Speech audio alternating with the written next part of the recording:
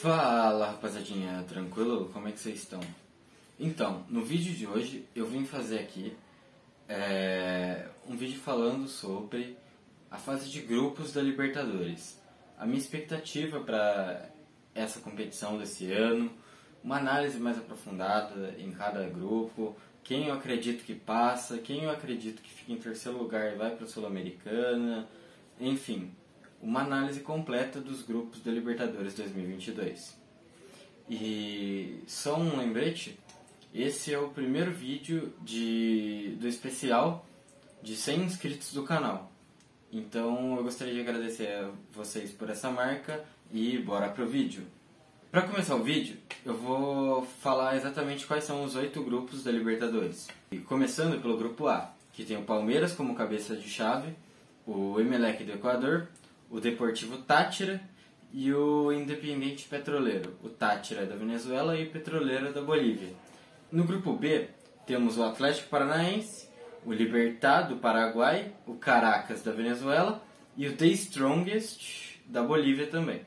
O grupo C tem Nacional do Uruguai, Vélez Sarsfield da Argentina, Red Bull Bragantino do Brasil e como o Estudiantes, que é o quarto time, é da Argentina também, mas ele veio das fases preliminares, então não se aplica a regra de limitação de um país por grupo, e vocês vão ver que no próximo grupo também tem isso, que a regra acaba não se aplicando, mas enfim, esse é o grupo C. O grupo D tem Atlético Mineiro, Independente del Valle do Equador, Tolima da Colômbia e o América Mineiro, que também cai no mesmo conceito que eu tinha acabado de falar. Dois times do mesmo grupo, do mesmo país, graças ao América Mineiro ter vindo classificado de 2 fases preliminares. E esse é o grupo D. Grupo E, com Boca Juniors da Argentina, todos conhecem, o Corinthians, o Deportivo Cali e o Always Red. O Cali é da Colômbia e o Always Red é da Bolívia. O grupo F tem River Plate da Argentina, Colo-Colo do Chile, Alianza Lima do Peru e o Fortaleza do Brasil, que vai fazer sua estreia na Libertadores em um grupo relativamente complicado.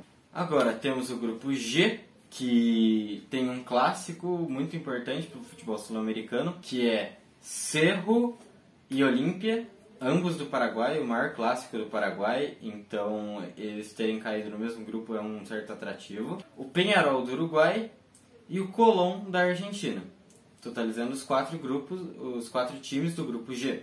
O grupo H, que é o último, tem o Flamengo como cabeça de chave, a Universidade Católica do Chile, o Sporting Cristal do Peru e o Talleres da Argentina. Enfim, esses são os grupos. Agora, para começar, eu gostaria de falar um pouquinho do grupo A.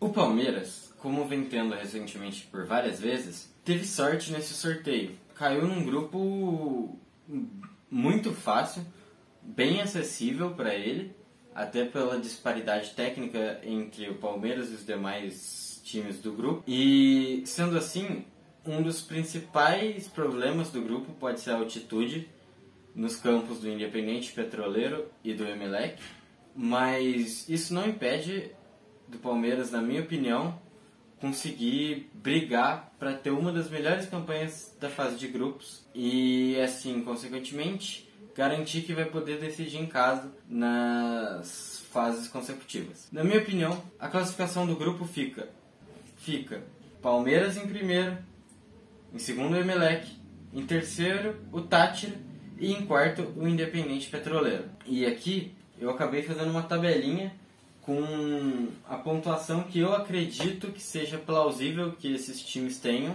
nesse grupo com esses confrontos. Como vocês podem ver, aqui o Palmeiras deve brigar sim para ter uma das melhores campanhas da fase de grupos. E o Emelec não deve ter muitas complicações para se classificar em segundo colocado.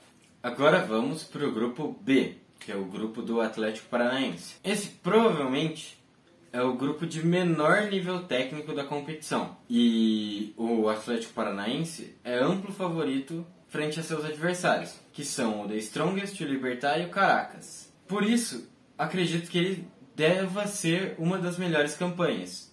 E por isso, passar em primeiro também com uma boa pontuação. o The Strongest deve acabar com a segunda colocação, muito por conta da altitude, que favorece muito o time boliviano. E por isso, eu acredito que consegue a classificação como segundo colocado. Aqui também, como tivemos do Palmeiras, temos uma tabelinha que eu fiz com uma pontuação plausível, na minha opinião, que cada time deve conseguir fazer no grupo. Lembrando que tem uma margem de erro de um resultado, ou seja, no máximo 3 pontos de diferença na estimativa de pontos que eu fiz, considerando quem eu acredito que vença cada confronto. Enfim, por ser um grupo fraco, o Atlético Paranaense deve sim conseguir uma boa campanha e conseguir decidir em casa nas oitavas. Agora, indo para o grupo C, eu acredito que esse seja o grupo da morte da competição. Considerando a definição de grupo da morte, o grupo cujos times têm qualidade mais parelha, ou seja, mais próxima, sendo assim o mais difícil de se classificar. É o grupo do Bragantino, que é o estreante também na Libertadores, o único estreante desse grupo, frente a um grupo que tem 3 outros campeões de Libertadores, que são o Estudiantes, o Nacional e o Vélez Sarsfield. E justamente por ser uma estreia do Bragantino, eu acredito que o nível ainda fica mais próximo, porque tecnicamente o Bragantino tem leve superioridade sobre os adversários, mas como os times argentinos e uruguaios sabem fazer o tempo correr, sabem fazer a famosa cera, e esses 3 times muito tradicionais sabem jogar Libertadores, então o Bragantino pode acabar sofrendo um pouco mais na mão desses times. Acredito que o time mais fraco do grupo, ou menos forte, vamos dizer assim, seja o Vélez, que acabou fazendo um final de temporada ruim na Argentina e esse início péssimo. Então eles acabaram rompendo o trabalho do antigo técnico e apostando em seu novo técnico, um técnico português, para fazer uma ruptura nesse trabalho. Então é um time que está começando a se montar, um time que está começando a se estruturar e por isso não tem uma forma de jogo muito bem definida, o que pode facilitar para os outros 3 times. Por isso, aqui na classificação, como eu tinha dito, é um grupo que eu acredito que vai haver uma certa troca de pontos entre as principais equipes. Mas eu ainda confio que o Bragantino possa ficar em primeiro, seguido do Estudiantes e o Nacional em terceiro lugar, indo direto para a Copa Sul-Americana.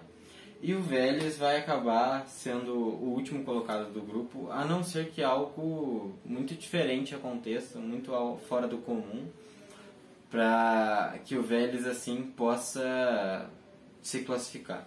Indo para o grupo D, o grupo de 2 brasileiros, com o Clássico Mineiro.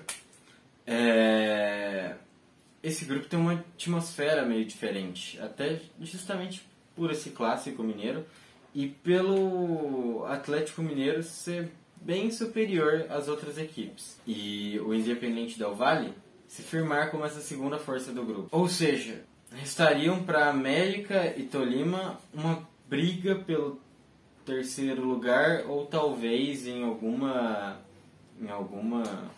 ou talvez por conta de alguma circunstância conseguir brigar pela segunda vaga. Então, na minha opinião, fica assim a classificação final do grupo, com Atlético Mineiro, Independiente Del Valle, América Mineiro e por fim Tolima. No grupo E, eu acredito que o Boca e o Corinthians não devem se complicar muito. O time campeão colombiano de 2021, Deportivo Cali, vem de uma péssima fase, somando 12 dos 42 pontos possíveis na abertura do campeonato colombiano. O Always Red, o time boliviano, que conta com um dos seus principais fatores, a altitude, tem também uma frágil campanha, tendo feito 8 de 21 pontos disputados na abertura do campeonato boliviano. Por isso, creio que a vaga vai ficar decidida entre Boca Juniors e Corinthians, com o Always Ready conseguindo a terceira colocação muito por conta da altitude. E todos eles devem vencer o Cali sem muitas dificuldades. Por isso, a briga ficaria entre Boca e Corinthians pela primeira colocação. E eu creio que o Boca deve acabar se saindo melhor. Até porque nos últimos anos o Boca tem tido melhores campanhas que o Corinthians. O Corinthians teve uma ruptura no trabalho, ou seja, ele está com um novo técnico. Tá com um novo técnico. E no Paulistão se complicou com algumas equipes como o Guarani e enfim.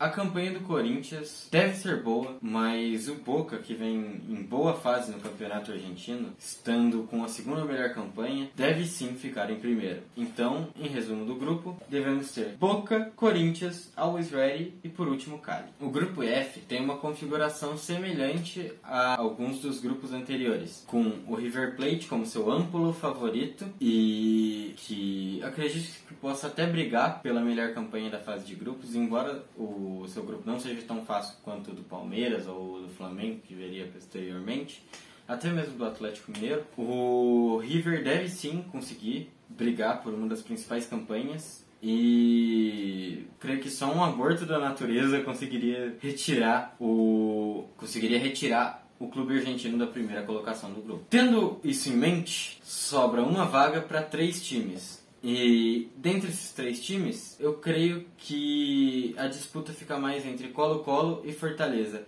Descartando um pouco o Alianza Lima, que vem tendo uma péssima campanha no campeonato peruano.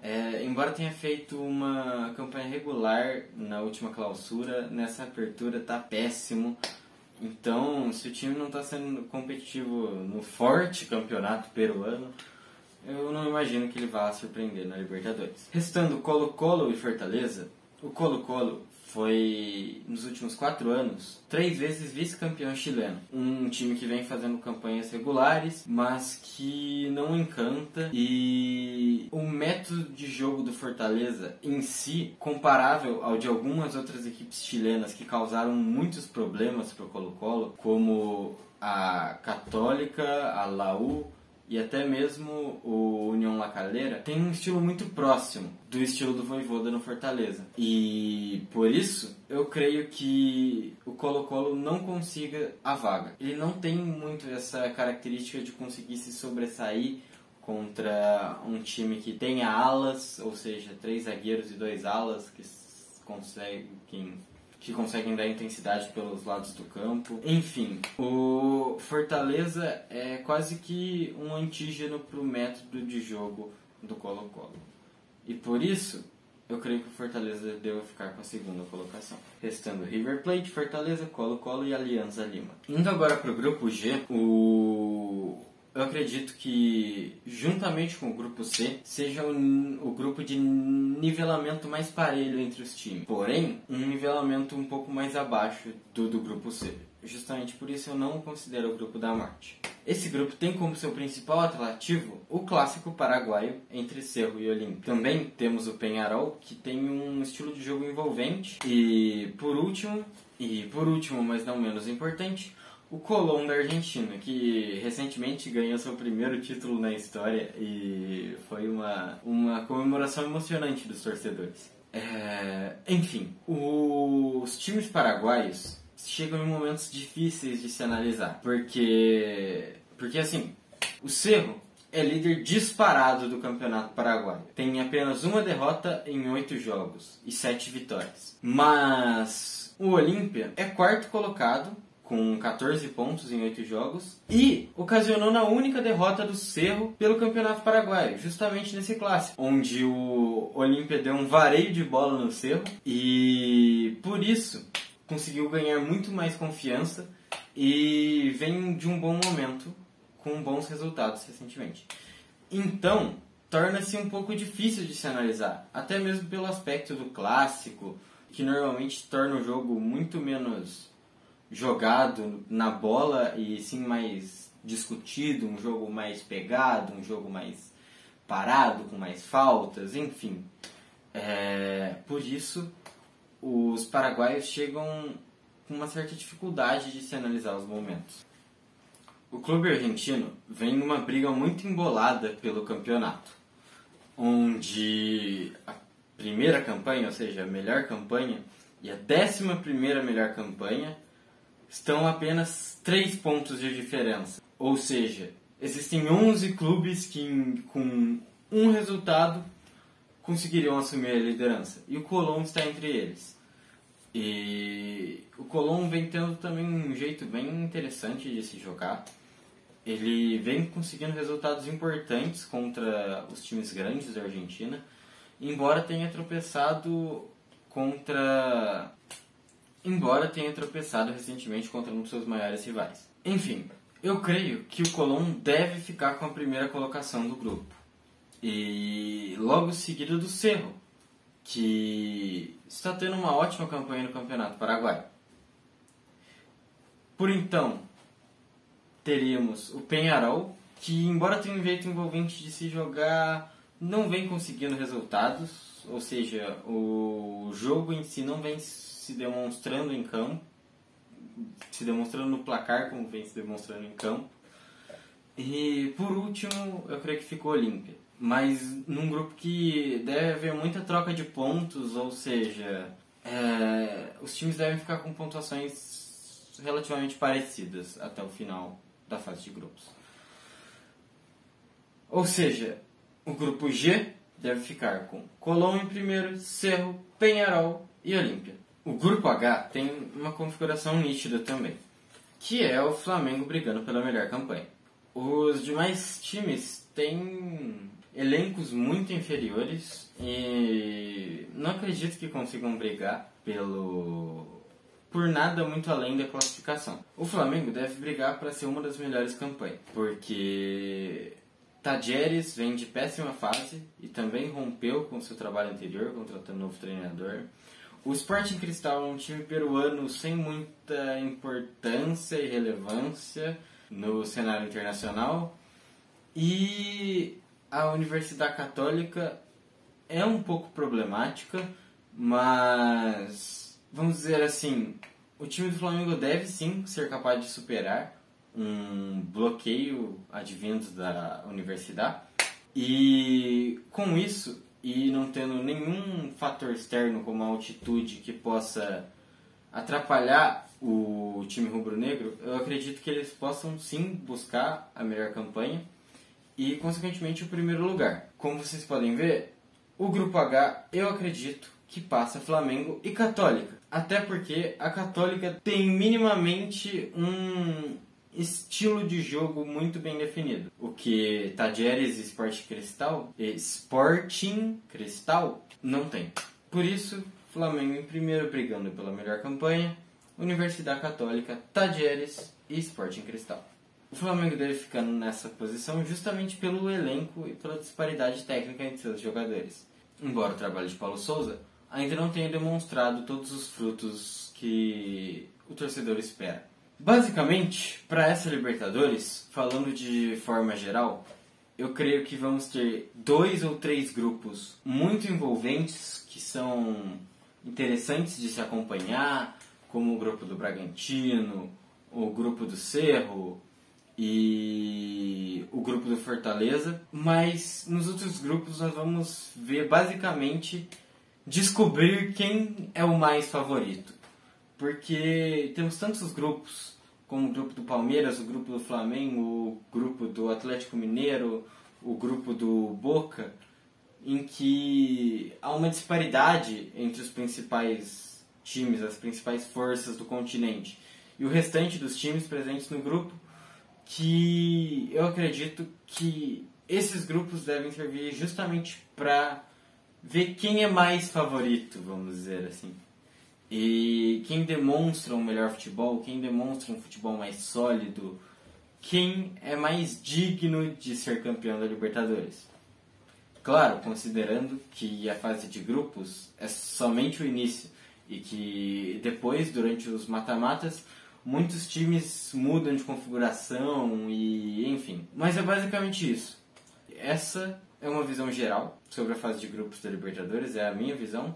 E caso vocês queiram, comentem alguma coisa em relação aos grupos, em que grupo seu time caiu, se você está confiante na classificação, se tem algum grupo que você está acompanhando, mesmo que seu time não esteja presente, algum time que te interesse, ver como joga, enfim.